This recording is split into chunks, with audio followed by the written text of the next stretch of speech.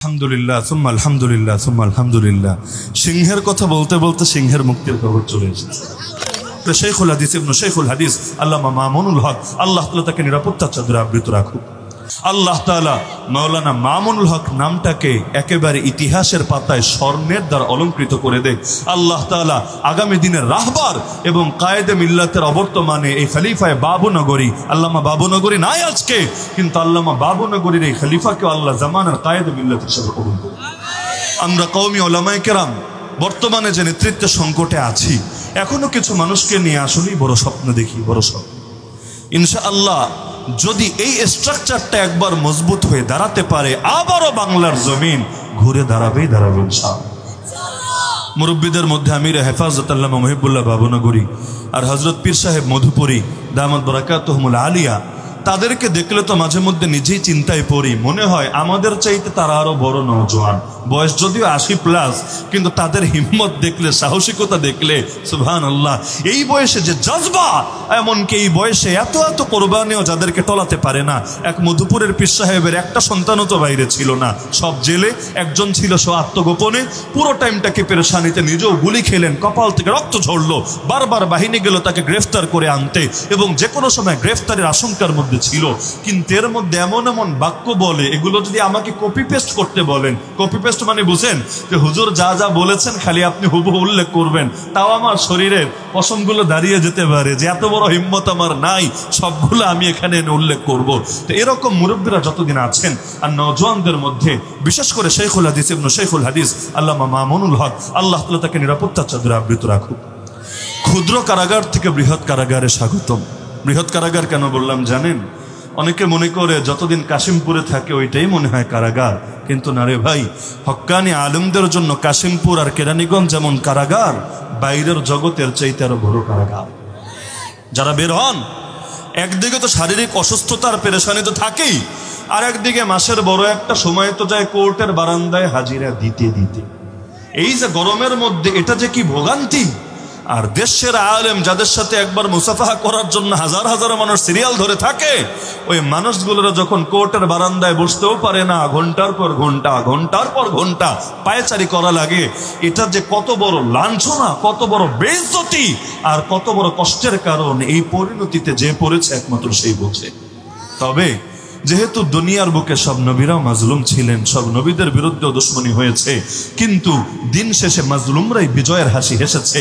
আমরাও আমাদের বড়দের নিয়ে আশাবাদী, আল্লাহ তাআলা তাদেরকে ওই কাফেলায় কবুল করেছে, এবং যার ঈমান যত বেশি তার উপর মুসিবত আসবে তত বেশি। ধরেন আমরাও তো কারাগারে ছিলাম, তবে 22 রমাদান গ্রেফতার হলাম, 1 রমাদান মুক্ত হলাম, প্রায় 1 বছরের কাছাকাছি। সেই হিসাবে মাওলানা মামুনুল হক সাহেব খাটলেন এইবারে 3 বছর আরো 2 মাস। তার মানে এর আগে যা খেটেছেন সব মিলালে সংখ্যাটা কত বেশি। তবে এর মানে এটা না যে তারা পিছিয়ে গিয়েছেন, বরং এর মানে এটা আল্লাহ তাদের ঈমানকে আরো বেশি কবুল করেছেন। কারণ হাদিসে আছে ইউবতালার রাজুলু বিহাসাবি দীনিহি, প্রত্যেকের দিনদারি আর ঈমান অনুপাতে তার উপর মুসিবতে আসবে।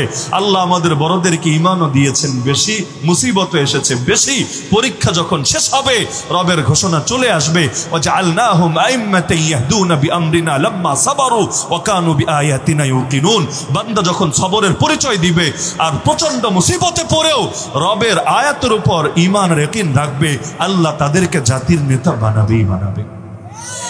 টিটকারি মারনেওয়ালারা এখন কই যাবে?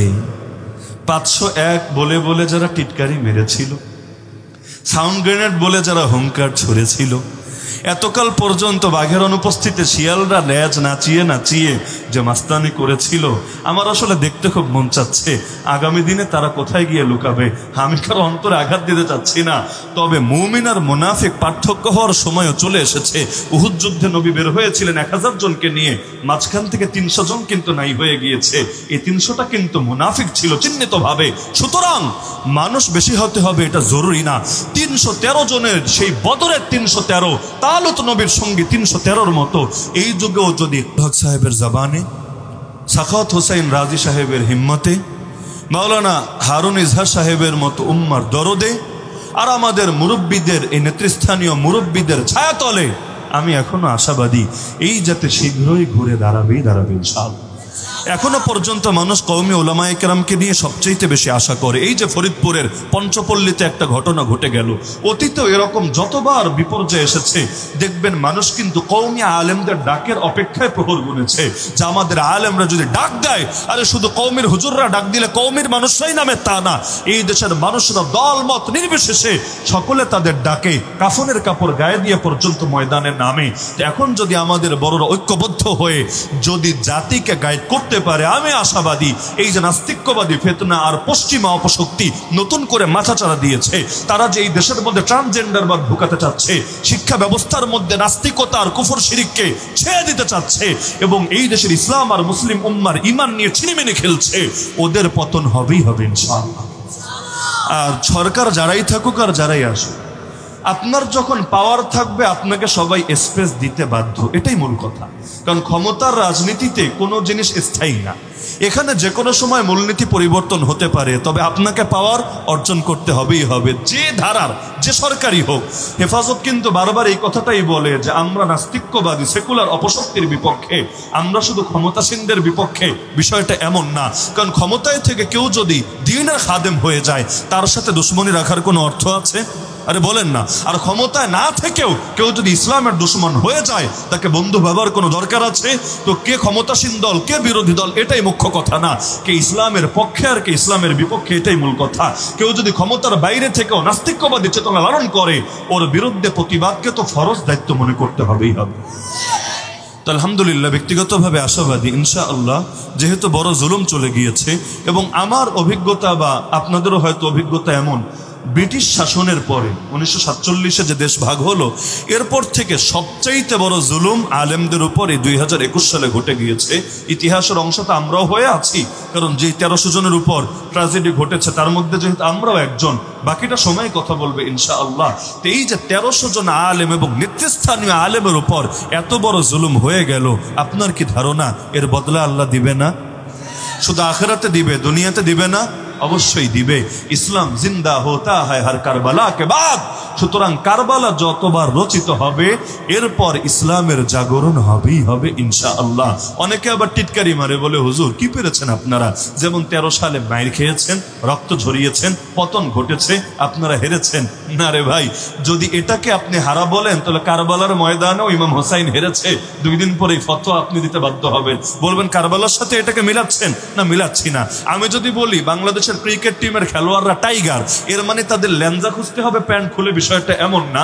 কারণ উপমা দিলে উপমা সব দিক থেকে একরকম মিল হয় না, যে যেহেতু টাইগার বলেছে হুজুর ল্যাঞ্জা তো থাকবেই, ল্যাঞ্জাটা কই লুকায় রেখেছে খুঁজে তো বের করতে হবেই, ল্যাঞ্জা খোঁজার দরকার নাই, এখানে বিশেষ একটা বিবেচনায় মূল্যায়নটা করা হচ্ছে। তো এই যে 13 সালে শাহাদাতের খুন ঝরেছে, আমরা রাজনৈতিকভাবে হেরেছি কথা সত্য, সাংস্কৃতিকভাবে হারি নাই। সাংস্কৃতিকভাবে বাংলাদেশে নাস্তিকতার পতন ঘটেছে। এর আগে নাস্তিকরা যেভাবে প্রকাশ্যে নবীকে গালি দিত, ব্লগের মধ্যে আল্লাহর নবী এমনকি রব্বুল আলামিনের শানে পর্যন্ত গুস্তাখি করত, পুরো ইতিহাসটাই ঘুরে গিয়েছে। শাহবাগী শব্দটা তখন ছিল একটা বুলি, এমনকি কোনো হুজুরও পর্যন্ত নিজের গিয়ে শাহবাগী দাবি করত। সময়ের ব্যবধানে শাহবাগী হয়ে গেছে এখন গালি। এখন যদি কাউরে আপনি বলেন শাহবাগী, সে ভাববে আপনি তাকে ইনসাল্ট করেছেন, অপমান করেছেন। ইতিহাস ঘুরতে বেশি সময় লাগে না। আজও যারা বাংলাদেশের মধ্যে নিষিদ্ধ জিনিসগুলো আমদানি করতে চায়, সমকামিতা বাংলাদেশের আইনে নিষিদ্ধ না, LGBTQ বাংলাদেশের আইনে নিষিদ্ধ না, এমনকি ট্রান্সজেন্ডার বা শরীফ হয়ে যাবে শরীফা, এখনো পর্যন্ত এগুলো সাংবিধানিক এবং আমাদের ঐতিহ্যের সাথে সাংঘর্ষিক না, সবকিছু। তারপর এক শ্রেণীর লোক এই ধান্দামি, এই ভণ্ডামি আমদানি করতে চাচ্ছে। আমরা যদি ঐক্যবদ্ধ হয়ে শক্ত হয়ে ময়দানে নামতে পারি, দেখবেন ওরা লেজ গুটিয়ে পালাতে বাধ্য হয়েছে। তো সব তাওহীদের জনতাকে মৌলিক বিষয়গুলো তো ঐক্যবদ্ধ হতে হবে। আপনি যেই সার্কেলের হন, আপনি কওমি হন আর আলিয়া হন, আপনি তবলিগি হন, আপনি সুফি হন, আপনি সুন্নি হন, ওয়াহাবি হন, খারেজি হন, হানাফি হন, মাযহাবি হন, লা মাযহাবি হন, যাই হন, কিন্তু ইসলাম রক্ষার কাফেলায় তো আপনাকে শামিল থাকতে হবে।